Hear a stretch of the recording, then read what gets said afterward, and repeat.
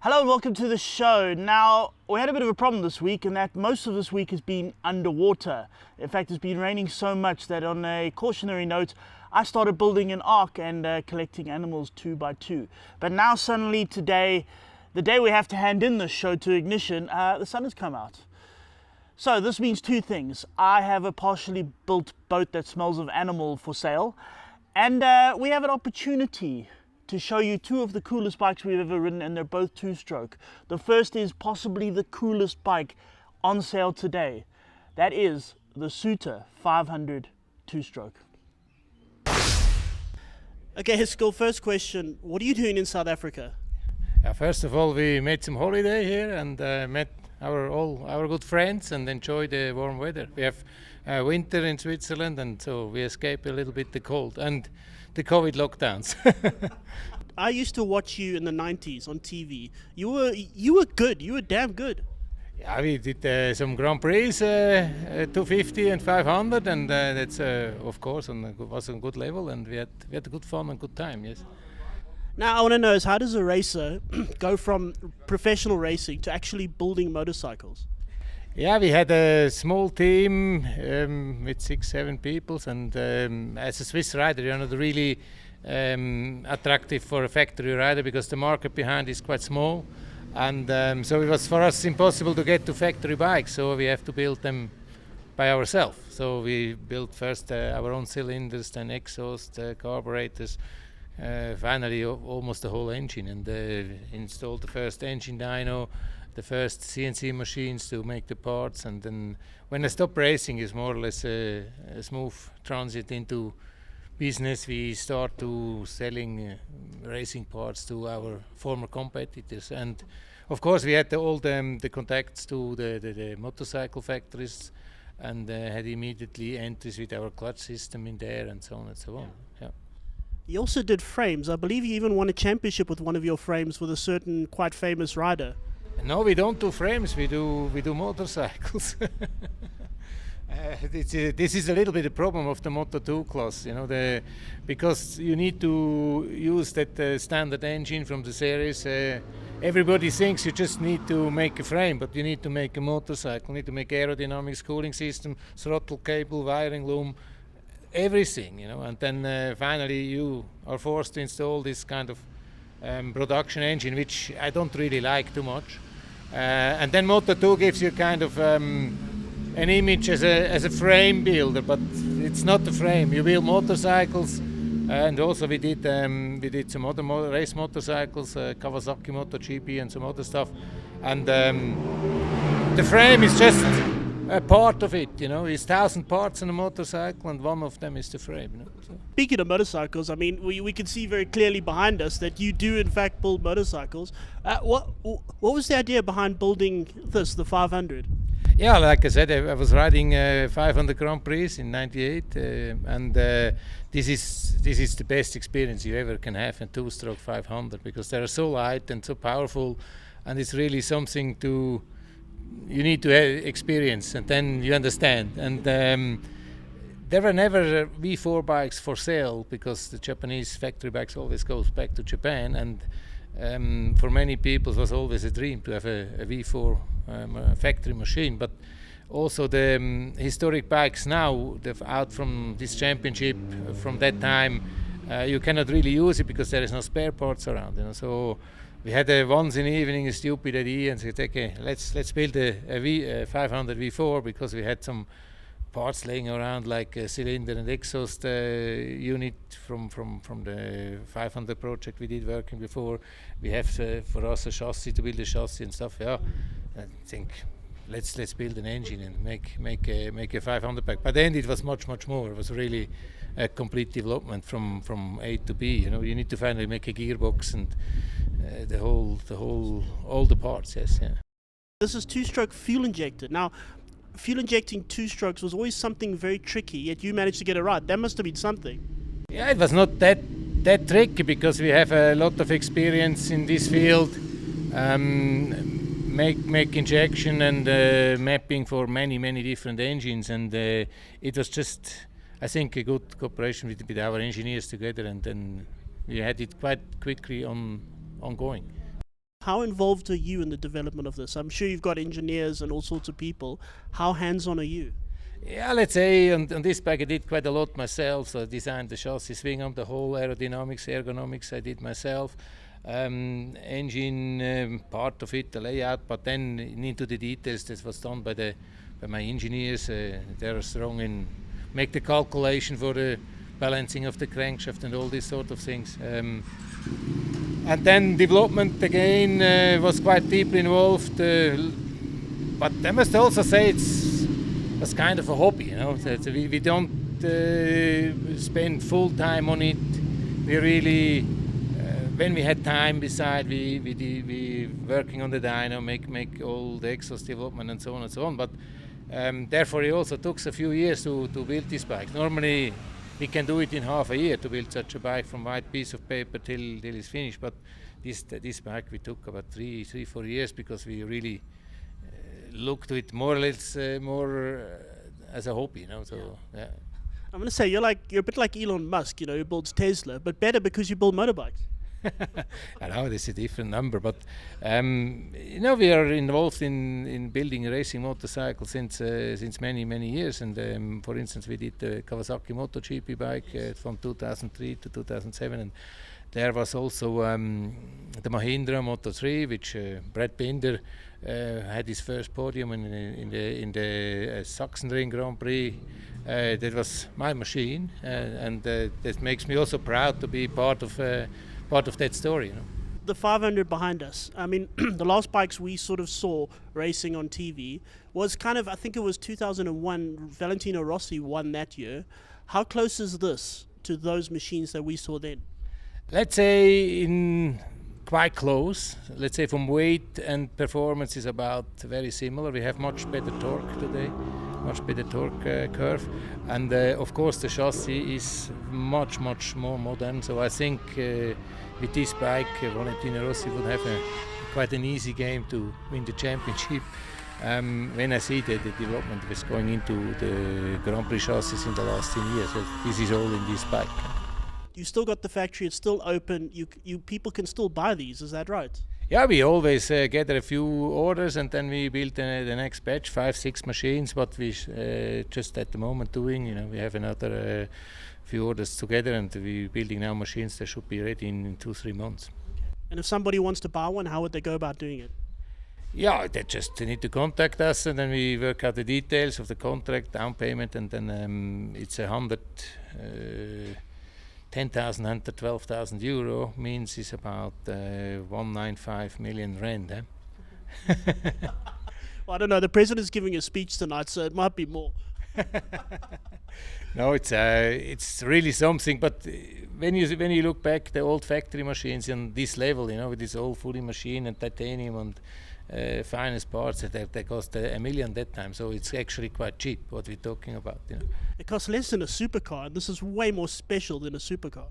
Yeah, it also is something which also keeps the value. You know, you can use this bike, you can go around. There is parts available. You can rebuild it. You even are allowed to crash it. We have some spare parts available and make the bike nice afterwards again. Yeah.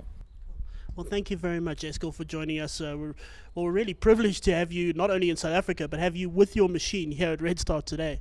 Yeah, it's a very difficult track, I must say.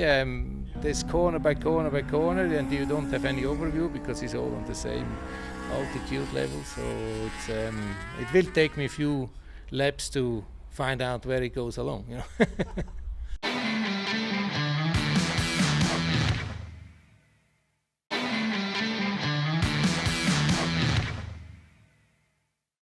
Welcome back. Before the break, Don introduced us to one of the most interesting, talented characters to ever grace a Grand Prix paddock. Now he's going to introduce us to his creation, the Suter MMX 500.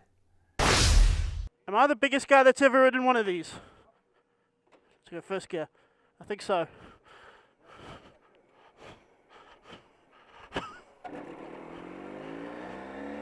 Oh, there we go. We'll listen to that. This is a 2 million rand motorcycle. I'm riding a 2 million rand motorcycle. This was it. living my dream. With all that happening, I kind of forgot I was supposed to rev it when leaving pit lane. With all the elegance and dignity the bike show could muster, Eskil Suter himself had to run out and help restart it.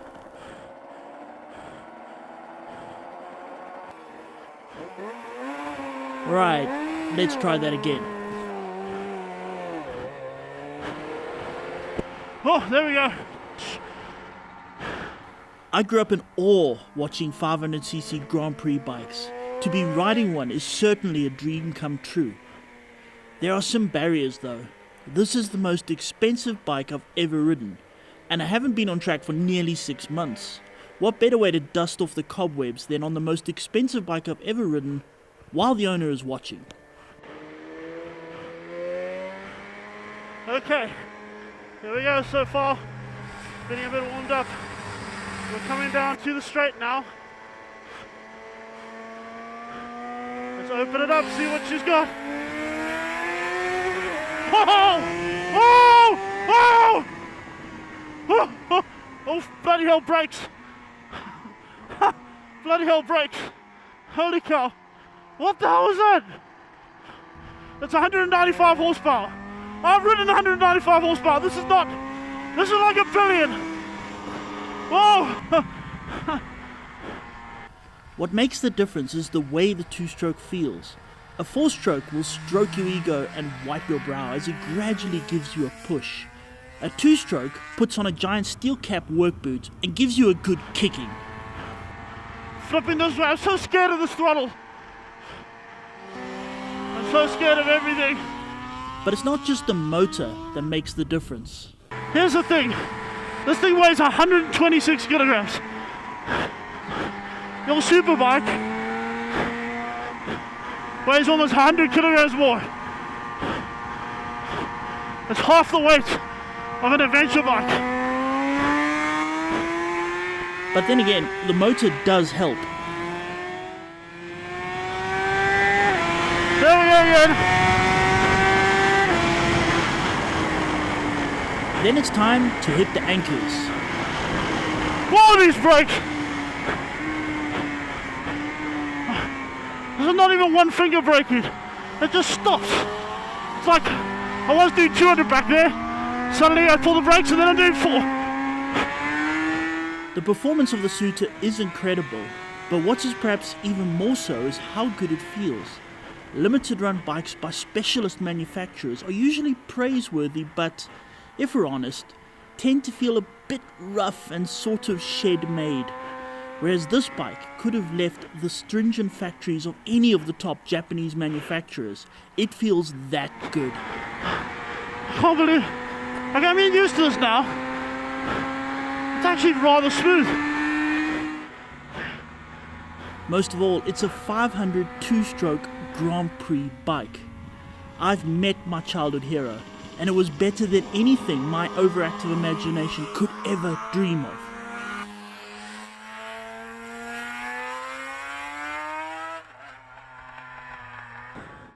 That was mega.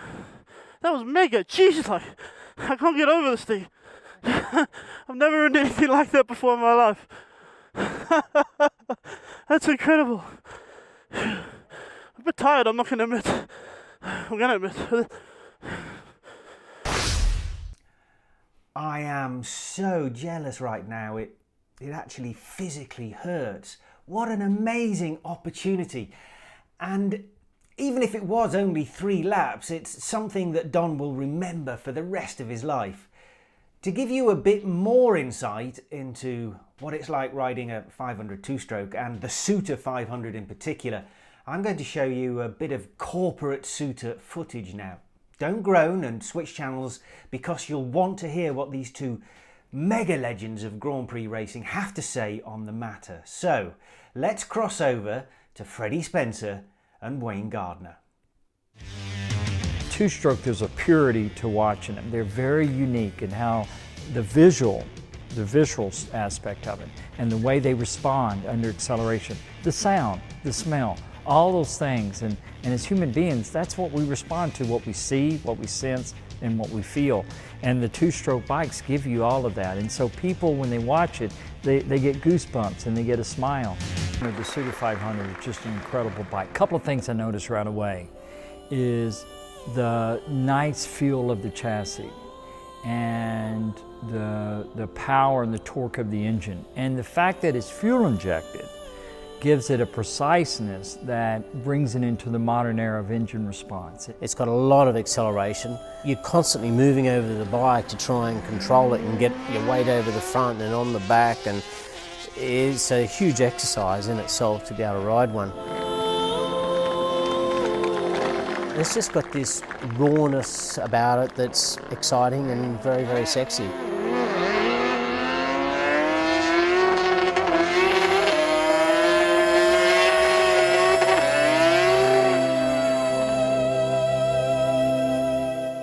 The ultimate recommendation for the ultimate track day bike, and at a smidgen under 2 million rand, an absolute bargain. I'd have one in a heartbeat if I wasn't a pauper journalist.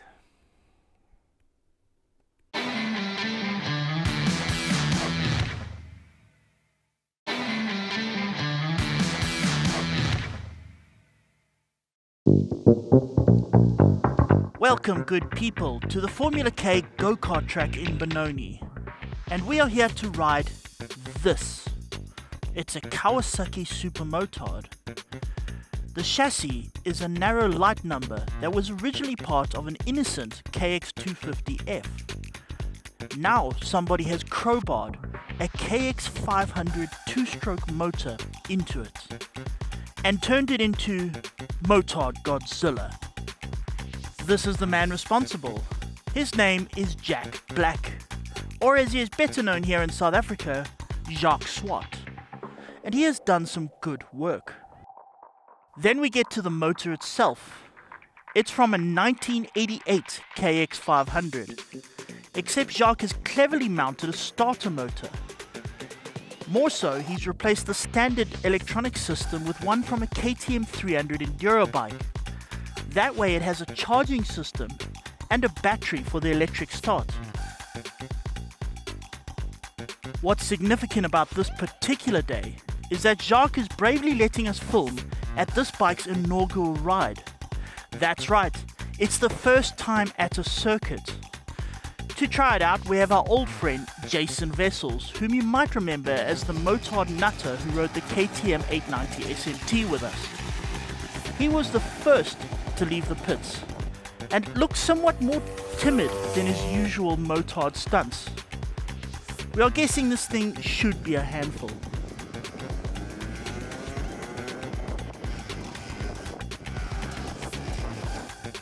Second in the hot seat is Doran Loureiro, the SA Motard champion and former world supersport racer.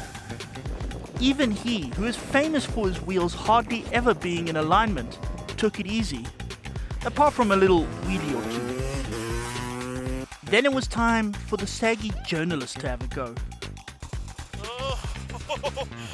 It's like riding a tiger. That's how I feel right now.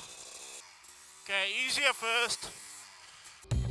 I wasn't pushing hard, and with good reason. Now my dad, in the 80s, did something similar. He took a CR500, put road wheels on it, and then raced it. And he crashed every single time he raced it. So, hey, what could go wrong? Doran was saying that the track was slippery and he was struggling to put his knee down. And if that's Doran saying that, and he's used to the bike being without its two wheels in alignment, then I'm definitely not going to try anything. Alright, let's try opening the throttle a little bit and... Oh, that is like riding a tiger. A really, really angry tiger. In fact, I heard a tiger say, this thing is so vicious, it's like riding a KX500. For the kids wondering what the big deal is and why Dad is getting so worked up about this thing, two-strokes are not like four-strokes. There's something raw and untamed about them, especially bikes from the 80s. I mean, a 450 Motard is probably on a dyno I'm gonna guesstimate about as strong as this. But it's like controlled. It's like, oh yeah, you wanna go fast? No problem, let's go fast. This thing is like, oh really? Oh really? In fact, it doesn't say oh really, it just growls at you. Then there's the number 500. There's something about 500 two-strokes. It's the word. I mean, probably by coincidence. I mean, obviously we had the Grand Prix 500s. They were just known as absolute terrorists. And many an old Grand Prix racer will ache and itch on a cold winter's day because of them. And then we had the likes of the CR500 and the KX500. They used to have an actual motocross class for 500s. I mean, the main class was the 250 two-strokes. That's where the main riders rode. Mostly because they were too scared to ride 500s. The 500 class was where the nutters went. They were too nutter to become the best rider in the world. So they got on this. More so, Jacques has had his mischievous fingers inside this motor. Apart from the starter and the electronics, the head has been slightly skimmed and the porting has been cleaned up for even better flow. The carb has been replaced by a larger, flat-side Cayenne unit. So this bike is even nuttier than the original. It's like a game of sorry. It's like a game of dare. Every time you open the throttle, I dare you to open the throttle. Oh, there we go. I haven't regretted it yet, so that's not too bad. But two-stroke feeling through the bars, it's a very different feeling. It's like a vibration, but it's like a vibration of pure strength. It's like something's growling underneath you.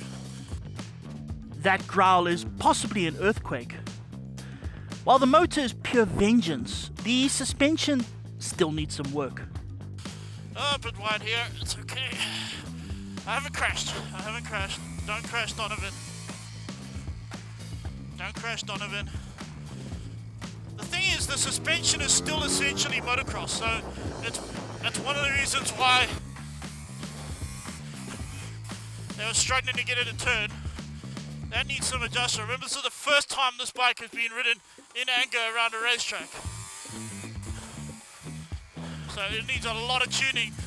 But I mean, I said it's Jacques so long, well done. Also, the carbs are running slightly rich, so while we may be on our toes now, there's still more terror to come. Overall, there's still some work to be done before this machine is ready. But when it is ready, we will have ourselves a veritable Motard Godzilla.